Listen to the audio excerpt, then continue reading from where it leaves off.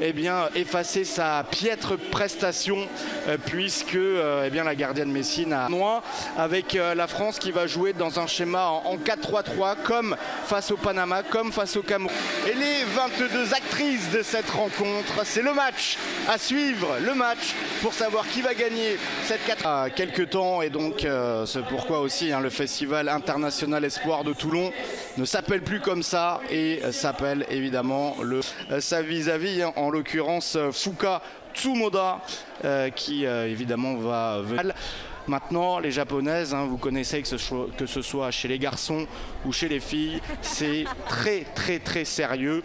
On va dire de cette finale, de cette Sud Ladies Cup 2023, bienvenue à celles et ceux qui nous rejoignent. L'équipe de France s'impose face aux japonaises. Attention là, ce ballon depuis mercredi sur l'application de Sport All Media, eh bien les deux qui sont titulaires en défense, Pauline Sierra la latérale droite et Alice Marquez, et voilà, je regarde l'erreur là avec ce ballon, une erreur d'inattention, et je vous parlais de Momoko Tanikawa. Eh bien elle marque première action et premier tir cadré, 6 minutes de jeu, et malheureusement comme en 2019, eh bien l'équipe de France, là, Jade Myriel qui le perd, l'accélération sur ce côté droit, le centre en retrait, il était presque bon.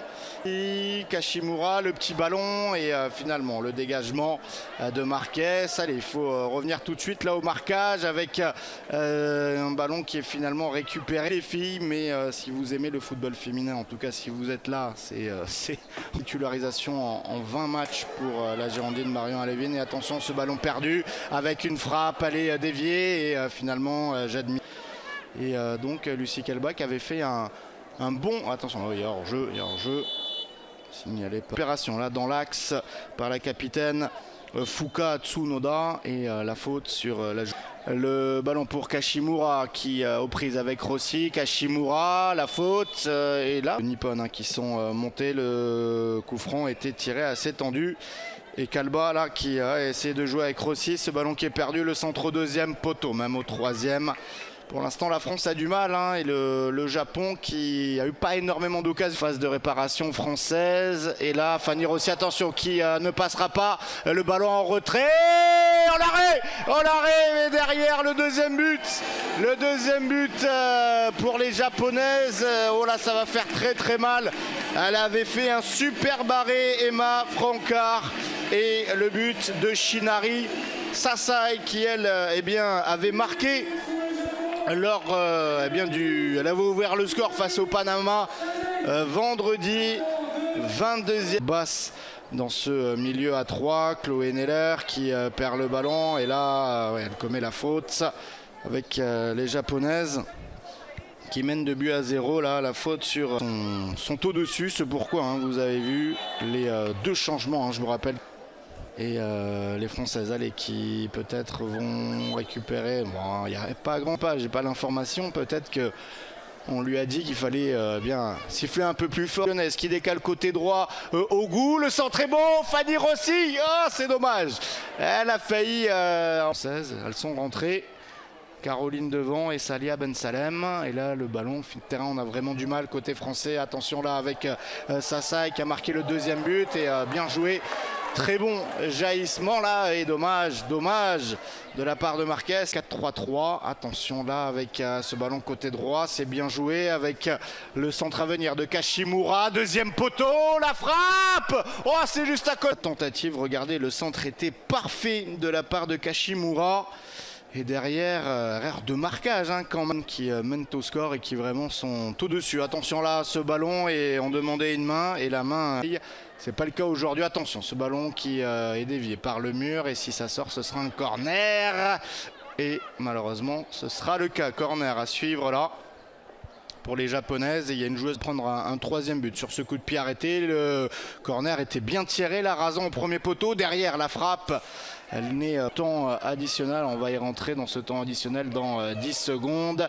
L'accélération, elle est passée, attention, Kurimoto dans la surface, Kurimoto, le centre, il n'y a personne, son dos, allez, Fanny Rossi, le centre, c'est compliqué, et tranquillement eh bien on en restera là. Le Japon qui mène 2-0. Le Japon, si l'équipe de France qui est largement dominée à la changement également du côté français, puisqu'à l'utiliser 3 changements, il y a égalité en tout cas au niveau des changements, mais l'équipe de France, on pourrait dire, c'est attention, allez, Fanny Rossi là à la frappe, ça passera au-dessus, c'est dommage, mais le club français, il y aurait eu une autre adversité, et évidemment le niveau de l'équipe de France, j'avais parlé, elle me disait c'est vraiment pour faire une grosse revue totalement avec, on l'espère pas, un 3e but japonais. Bon retour, très bon retour. Zach Sandrine Ringler ne l'a pas non plus, mais il y aura voilà, peut-être quelques joueuses qui ont un groupe B avec les Tchèques, les Islandaises et les Espagnols. Attention, ce ballon est compatriote. Elle a fait du mal aussi, hein. Je vous ai beaucoup parlé. Shinari Sasai qui a marqué à la 22e minute. Ce ballon en retrait, heureusement le et les Françaises qui peuvent se dégager là peut-être enfin.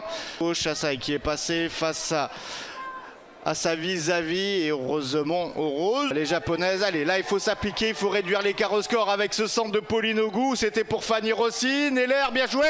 La frappe de Neller, c'est contré. On demande le pénalty. De frappe de Neller et derrière pour moi il y a pénalty alors. Il y a pénalty, il y a main dans occasion, ce qu'il y avait une main et là derrière faute. 2-1 là ça aurait été pas mal. Attention là ce ballon dans le dos de la défense française et la frappe, le 3e but. Aïe aïe aïe aïe aïe aïe aïe aïe aïe. Emma Francard encore une fois qui était pas très bien placée. Et le 3e but, eh bien il est inscrit, je vous le disais en première période, elle avait fait du mal à l'équipe de France.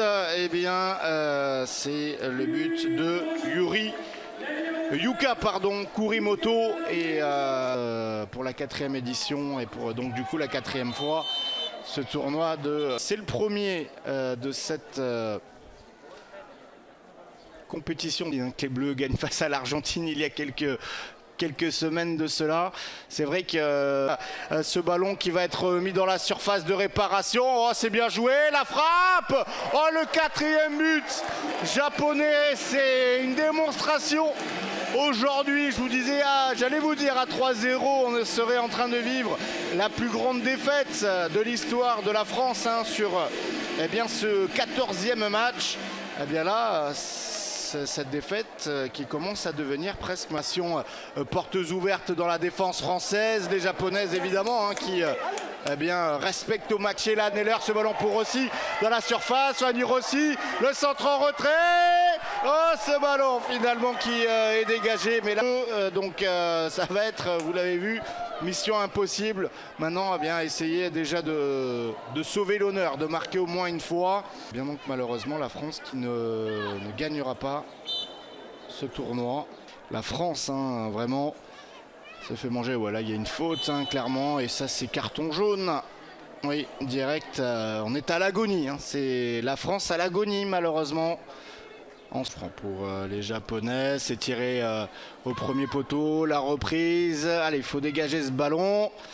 Et ballon qui est perdu. Les duels qui sont quand même souvent hein, gagnés. La récupération, c'est bien joué. Kurimoto qui va plus vite une fois, 2 fois. Kurimoto dans la surface. Le centre en retrait.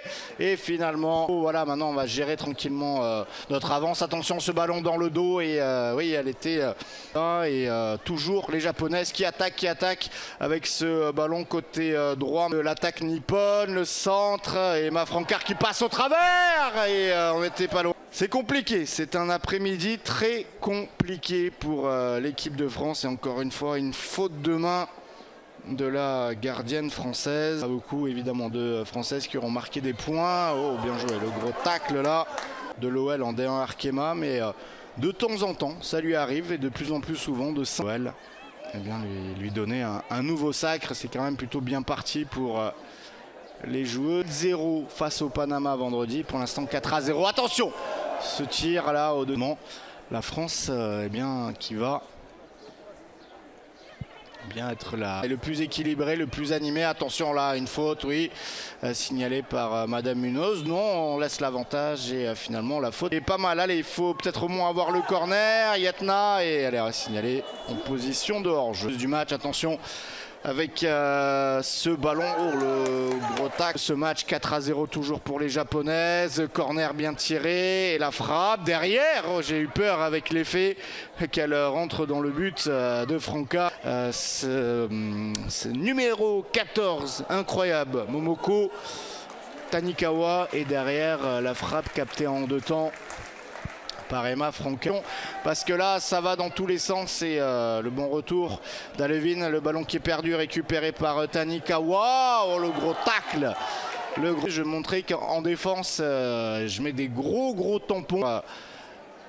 Oh là là, carton rouge. Non, travé du parc des sports d'Avignon. Là il y a clairement carton jaune. Il peut être tiré par une droitière ou une gauchère, et ça c'est bien joué. J'ai vu sur ce tournoi, c'est le cas. Oh, le 5e but. Oh, la défense française là ne peut rien. Emma Francard cette fois-ci, erreur de marquage, et 5e but encaissé par l'équipe de France, doublé elle aussi, hein, je l'aime beaucoup. Riona Uchiara, elle est rentrée à la pause, elle met un doublé, elle aurait pu même marquer un triplé si elle avait marqué tout à l'heure. C'est une punition, hein, clairement, une grosse leçon de football qu'ont donné les Japonaises. Et attention là, ce ballon côté gauche, et les Japonaises, encore une fois, hein, je vous disais, corner à... C'est comme ça, hein, au pays du soleil levant, il faut jouer à fond de la pro. Maurice Révélo. Je vous rappelle que vous pourrez suivre ce tournoi, attention, lors de Arena TV, et puis peut-être sur un autre média. Attention avec ce ballon dans la surface, et le 6e but.